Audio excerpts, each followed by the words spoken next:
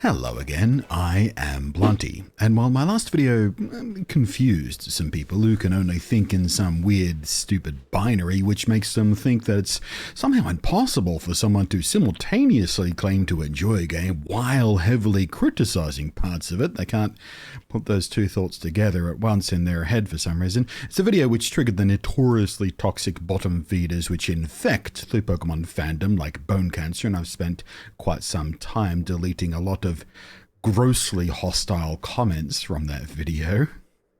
Most of you, however, saw what I was trying to say, and to dumb that all the way down, I said, graphics annoying because they am being distractingly bad, but game amazing because it makes brain fun. While yesterday was most about setting up and then detailing my criticisms, today I wanted to focus on what I am liking best. And as a positive video, it'll probably get a lot less views and comments and shares than the negative-toned one did, because everybody is shit and the world is shit and people have no impulse control and can't help themselves. Hooray! Social media! With Legends Arceus, we see what I like to frame up as, or hope is, a soft reboot of the series, refreshing a lot of the basic core mechanics that all main series games have been very slowly adapting from since Gen 1 25 years ago. Any steps forward have certainly been baby steps, baby tiptoe steps. But I hope this is the new template for all main series Pokemon games going forward. I think they've done a great job at making things better across the board without breaking what we already loved just for the sake of change. It is an amazingly delicate and well-executed balance, and for all the things Game Freak are shit at, which is a fairly big list, this mechanical stuff, well, they nailed it. So, my top 6 things that make me very carefully consider saying the words, "This is my favorite modern Pokemon game ever?" Question mark? In no particular order, let's start with the Pokedex research. It feels like they took a few cues not just from trying to gamify what real field research would be, but also things like the ecological research stuff in Monster Hunter World. And I'm not the only one to notice that. As soon as it was revealed to us on the stream as I was playing through it on day one, a bunch of the chat were like, hey, that's like Monster Hunter. It's a gimmick I've missed in Rise, actually, because it didn't make it over to Rise, it was only in World. But the much deeper mechanics of the new Pokedex stuff, including not just ticking off seen versus caught Pokemon, which was pretty damn simple, but actually tasking you with more fine-grained research goals, and different goals for different Pokemon. Getting to 10 research points to mark it as a complete also comes with a rather nice carrot on a stick. It basically doubles your chances to see special shiny Pokemon of that particular species once you've done that. And for completionists, marking off every task will be a nice structured chase too. I'm looking forward to doing it myself. It's nice to have extended goals to tinker away with at a game that, you just want more excuses to keep playing. And this system is great for that. It's like with Spider-Man on the PS4. I don't give a crap about achievements and trophies and whatnot, but I chased down every last trophy in that game to get the platinum because I just wanted more goals, more things to do, more reasons to play Spider-Man because it was such a great game, and this Pokedex is a little bit like that. Next, the refreshed hunting techniques and general exploring. Of course, Pokemon fans have been begging for free roam style or even open world Pokemon games for at least as far back as the Nintendo 64 era, where we first saw it as a practical thing that might be possible on the hardware. And what we have here isn't true open world, but this open field, or open zone approach, if you like, works absolutely perfectly. It gives us that open world feeling to explore, run around, go wherever we need to go wherever we want to go, look around corners, whatever, but it still maintains the traditional linear progression and structure of a classic Pokemon game where you have to work towards unlocking access to higher level areas and new batches of Pokemon types as you progress through the story and as you get stronger and stronger. And the hunting specifically, I adore it. The inversion of the trainer being the one who needs to hide in the tall grass is great. There was a very specific gimmick in Omega Ruby and Alpha Sapphire that was made to take advantage of the fact that its home system was the first Nintendo handheld to have an analog directional input, the circle pad. This meant this was the first Pokemon game where you had analog control over your walking, so you could walk, or run, or sneak, depending on how far you moved the circle pad. Game Freak used this to make a mechanic about sneaking up on special Pokemon spawns in tall grass. It also tied into the shiny hunting technique for that game, and I loved it. It's been my favorite shiny chaining gimmick to this day. It is so much fun to sneak up on Pokemon. The hunting in this game starts by playing off that and expanding on it broadly.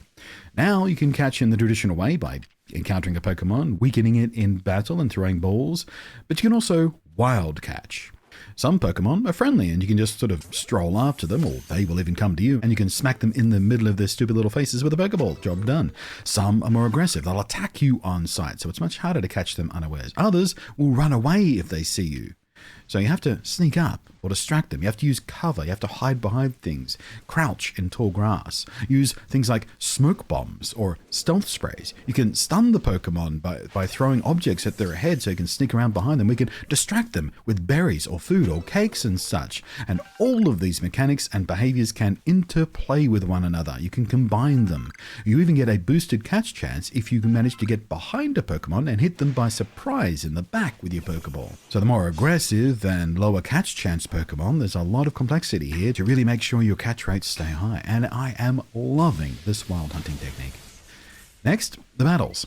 I'm very much enjoying the new dynamicism. They've maintained the structured turn-based mechanics, but also expanded it by bringing in some mechanics from more sophisticated turn-based games. Now, you can face multi versus one in a lot of different ways, even accidentally sometimes. Speed and move priority play a much larger role than they used to, combined with attacks being able to be used in either strong styles, which may mean you give your opponent an extra turn, but you get significantly boosted power, or you can use agile style, so you boost your own speed and potentially alter the turn order, giving you double turns, but at the cost of output power altogether. Using this in combination with defensive and offensive techniques, it's all really fun. And on top of all that, you mix it all in with whether or not you're actually trying to catch or kill the Pokemon you are facing, or an NPC opponent with multiple Pokemon to send out sequentially, and it makes the entire battle system vastly more interesting, more dynamic, more challenging, and more fun than it ever was.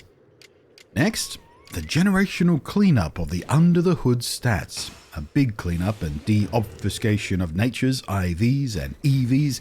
They're made more straightforward, more user-facing, easier to understand, streamlined, and easier to manipulate too. Specific stat boosts with farmable materials of dust, grit, and pebbles and on make it much more sensible and easy to understand and manipulate. Natures are better represented visually on your stats page now, and it's a simple matter to farm some mint to change that nature to whatever you think suits your Pokemon's moveset and abilities best, making everything involved in preparing a finely and carefully trained Pokemon less random, more deliberate, and cutting back on an especially boring grind and RNG chase. I have never really been one myself to dive too deeply into the old EV and IV systems, but this new cleanup pass over the underlying stats systems is very welcome all the same. Second to last, the gimmick of time distortions. And I don't say gimmick with derision, only in that it's a likely mechanic that will only appear in this specific game and won't pass forward onto future games, much like Sun and Moon's wormholes, or Sword and Shield's raids, or X and Y's rotation battles, or Diamond and Pearl's underground, that kind of stuff. The space-time distortions are fun. They're random and very time-limited events to chase down in excitement when they arrive. They produce rare Pokemon spawns, strong Pokemon spawns, rare alphas, many examples of which this being the only way to obtain them at all in the game anywhere. There's rare item drops, including otherwise expensive to obtain evolutionary trigger items. There's crafting materials for money-making sellables, and the fights in here can get pretty hectic and challenging because they're very aggressive Pokemon. They will chase you down, they attack you in teams, and it's all very challenging and all very high energy, and it's wonderful. They're exciting, dramatic, fun, rewarding, and basically optional to the more casual player, so if you don't want to do this stuff, you don't have to. One of the very few generational gimmicks I genuinely love right alongside secret bases, which I wish would come back, Game Freak. Give us secret bases back. We've been begging you for that for years too. And I don't mean the lousy, half-assed, stupid statue rooms you call secret bases in the DP remakes. I mean the real secret bases. You bastards, give them back to us. But lastly, but not leastly, shiny hunting. I love me some shiny hunting, especially streaming it. It's a real chill way to hang out, and you get that one little moment of excitement if you manage to get a shiny, and after all that work, and it's so much fun to hang out, chat, and shiny hunt. Some Pokemon games had more fun techniques tied to it than others. Omega Ruby Alpha Sapphire's sneak chaining was super fun, as I mentioned earlier. Sun and Moon's SOS system bored the absolute crap out of me. and I hated the Ultra Wormhole minigame stuff. But in this game, not only are shinies much easier to detect in the first place, just by nature of not having to actually trigger a random grass encounter to see the Pokemon at all, and unlike in Sword and Shield's wild areas, the overworld models are visibly shinies. You don't have to touch them to find out if they're shiny, you can see it from a distance. There's even an audio cue you get when you approach mid-distance, so you have less of a chance to just not notice it if you don't happen to be looking in that direction at the time. One of my 7 shinies I've already obtained in the first 4 days, I would not have even known about if it wasn't for that sound, because it was below my sight line, behind a cliff edge. I heard the sound and looked for it. If that sound wasn't there, I would have missed it, so it's fantastic. There's also multiple ways to boost your shiny odds in this game. Several are permanent and ever-present once you obtain them. Some are situational and very fleeting, like the swarm-like upsurges. There's a lot more detail in this and many ways to increase your odds, and they all stack on top of one another, which is really fun. But this isn't a tutorial, it's just praise. And certainly some old methods for shiny chaining were so grindy and so repetitive and frankly boring sometimes, I'm sure people were put off by it, but I think there'll be more shiny hunters in this generation. So overall, in addition to all this mechanical stuff, I've also enjoyed the continuing charm of the story and characters, which Pokemon have always been pretty good at. It's nothing too complex, it never really is with a Pokemon game. They keep the story fairly simple and one-dimensional, but I do enjoy all the large personalities and their own little interactions and stories with each other. It makes the world feel a bit more alive and lived in. I appreciate that. Pokemon Legend Arceus' popularity is already strong, both critically and user reviews are strongly positive. Outside of the problematic and distracting graphical issues of horrifyingly crap environmental textures, constant issues with pop-ins and irregular performance and weird shadows, and a lighting shader that is just apocalyptically crappy.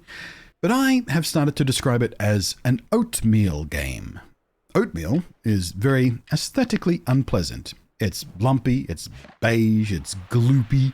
It's kind of gross looking really, but man, is it delicious. Mix some berries in there or a little honey to sweeten it up, and it's hard to name a simple breakfast that is so fulfilling. And that is Pokemon Legends Arceus. It's oatmeal. It's ugly, but delicious and very satisfying. Thank you for watching. Thank you as always to the patrons who are scrolling up above there. I am Bloody, and I hope I catch you next time.